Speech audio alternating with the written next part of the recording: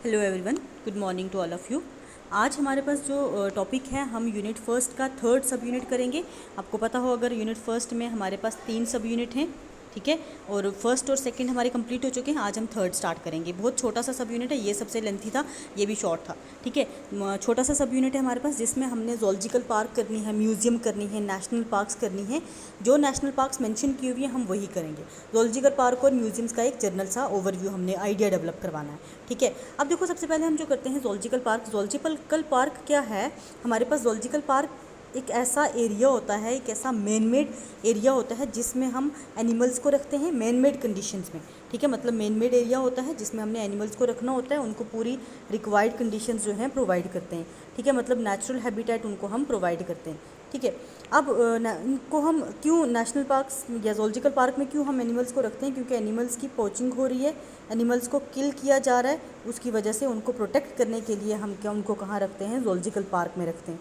पूरा उनका ध्यान रखा जाता है, उनको फीडिंग अच्छे से करवाई जाती है, उनका बिहेवियर को अच्छे से मेंटेन किया जाता है, ठीक है। ज़ूलॉजिकल पार्क का ये हमारे पास सिग्निफिकेंस है। उसके अलावा एनिमल्स को छोड़ के और सिग्निफिकेंस की बात करें तो बहुत सारे विजिटर्स आते हैं बाहर से, अलग अलग जगहों से विजिटर्स आते हैं, ज़ूलॉजिकल पार्क में आते हैं। सोर्स ऑफ एक्साइटेशन का एक्ट करता है, इंजॉयमेंट का सोर्स ही एक्ट करती हैं नेशनल पार्क्स। स्पेशली किसके लिए? बच्चों के लिए, ठीक है। बच्चों के लिए बहुत ज़्यादा इंजॉयमेंट का सोर्स एक्ट करती हैं ज़ूलॉजिकल पार्क्स। उसके अलावा अगर हम साइंटिफिक पर्पज़ की बात करें, एक तो हो गया उनकी लाइफ को सेव करना है, दूसरा हो गया हमने बच्चों के लिए इंजॉयमेंट का सोर्स रखा है। उसके अलावा अगर बात करें ज़ूलॉजिकल पार्क की, ज़ूलॉजिकल पार्क्स जो होती हैं वो क्या करते हैं, उनमें हम एनिमल्स के नंबर को इंक्रीज़ करते हैं।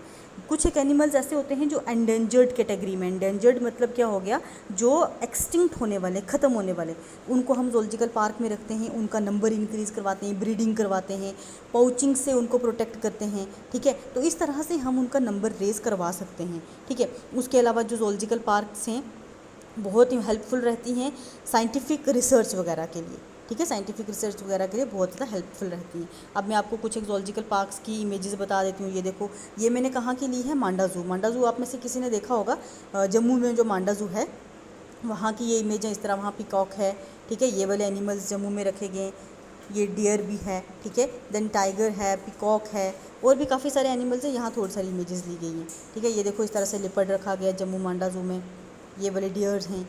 पूरी इसी तरह से आपने अगर किसी ने लाइव में जाके देखी होंगी, आपको ऐसी ही दिखेंगी, ठीक है। देखो, ये पूरी नेचुरल कंडीशन इनको प्रोवाइड की हुई है। केज है इनके बाहर, जो केज है काफ़ी दूर तक है। ये पूरी नेचुरल कंडीशंस में इनको रखा जाता है। उसी तरह से पेड़ पौधे वगैरह रखे जाते हैं। ये देखो, केज है एक साइड पे, ठीक है। केज काफ़ी दूर है, उसके अंदर इनको रखा जाता है, क्योंकि ये भाग जाते हैं अगर केज में ना हो।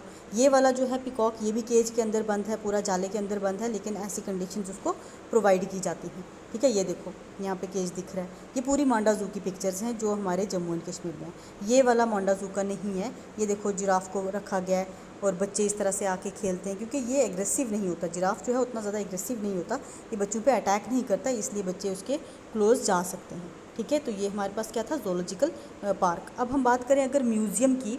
म्यूज़ियम क्या होता है? म्यूज़ियम एक ऐसा इंस्टीट्यूशन होता है, एक ऐसी जगह होती है, एक ऐसी प्लेस होती है जहाँ पे हमने एनिमल्स और प्लांट्स को प्रिजर्व करके रखना है, ठीक है। लाइव नहीं होते वो हमारे पास, वो लाइव फॉर्म में नहीं होते, नेचुरल कंडीशन में नहीं होते, बल्कि एक पर्टिकुलर बॉक्स में, ग्लास के बॉक्स में उनको हमने प्रिजर्व करके रखा होता है, ठीक है। और इसमें हमने प्रिजर्वेटिव डाला होता है। प्रिजर्वेटिव क्या करता है? उसको डिग्रेड होने से बचाता है। मतलब उसको जैसे हम नॉर्मली कोई भी चीज़ पानी में डाल के रखें तो वो कुछ अरसे बाद ख़राब हो जाती है, लेकिन जो प्रिजर्वेटिव होता है, मोस्टली फॉर्मेलिन सॉल्यूशन यूज़ की जाती है।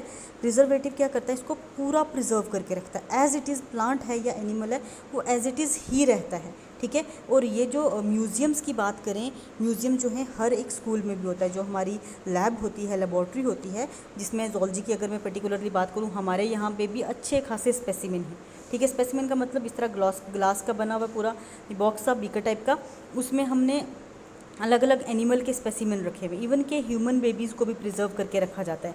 ह्यूमन बेबीज़ हमारे इंस्टीट्यूशन में नहीं है, पर हमारे इंस्टीट्यूशन में बाकी इनवर्टिब्रेट और वर्टिब्रेट के सारे स्पेसिमेन हैं, ठीक है। इस तरह से फॉर्मेलिन सॉल्यूशन में प्रिजर्व करके इनको रखा जाता है। इनकी पूरी की पूरी body as it is preserve रहती है, ठीक है।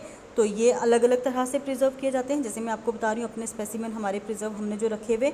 उसके अलावा जो है कुछ एक स्केलेटन को भी प्रिजर्व करके रखा जाता है, सिर्फ मतलब हड्डियों का ढांचा रखा जाता है, पूरी बॉडी नहीं होती, ठीक है। अब इसका बेनिफिट क्या है, क्योंकि स्पेसिमेन अगर हमारे पास प्रिजर्व हैं तो हम बच्चों को उसके बारे में पूरी नॉलेज दे सकते हैं, एनिमल का पूरा बता सकते हैं, ठीक है। प्लांट्स के हमारे पास स्पेसिमेन होते हैं, एनिमल के अलग अलग से स्पेसिमेन होते हैं, ठीक है। तो ये हम साइंटिफिक स्टडी के लिए ही जो है म्यूज़ियम को यूज़ किया जाता है। अब म्यूज़ियम्स भी देख लो एक बार आप, ये देखो एक म्यूज़ियम है जिस तरह से प्रिजर्व करके यहाँ पे रखा गया है। ये भी मैंने ये एनिमल्स रखे के हैं, देखो ये जो है मैमल्स जो हैं, मैमल्स को इस तरह से रखा जाता है। अगर आप देखो ये है हमारे पास स्पाइनी आंट ईटर, ठीक है।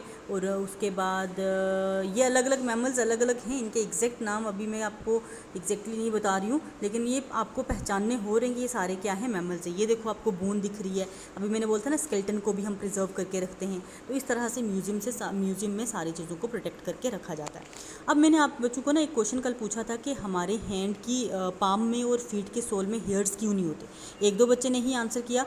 देखो एक्चुअल में एक बच्चे ने किया था आंसर, आसिफ खान था शायद उसका नाम, तो उसका आंसर बिल्कुल करेक्ट है। लेकिन एक फैक्ट है, हमारे हैंड की पाम में और फीट के सोल में केराटिन प्रोटीन जो है ना, केराटिन, उसकी कंपोजिशन बहुत हाई रहती है, ठीक है। जब केराटिन की कंपोजिशन हाई रहेगी वो हेयर फॉलिकल्स को बिल्कुल बंद कर देगी, और हेयर फॉलिकल्स जो हैं बंद हो जाएंगे, कभी भी हेयर ग्रो नहीं कर सकते। दूसरा जो रीज़न आप बच्चों ने बताया था, आपने ये बताया कि हमारे डायरेक्ट इन्वायरमेंट के कंटेक्ट में आते हैं।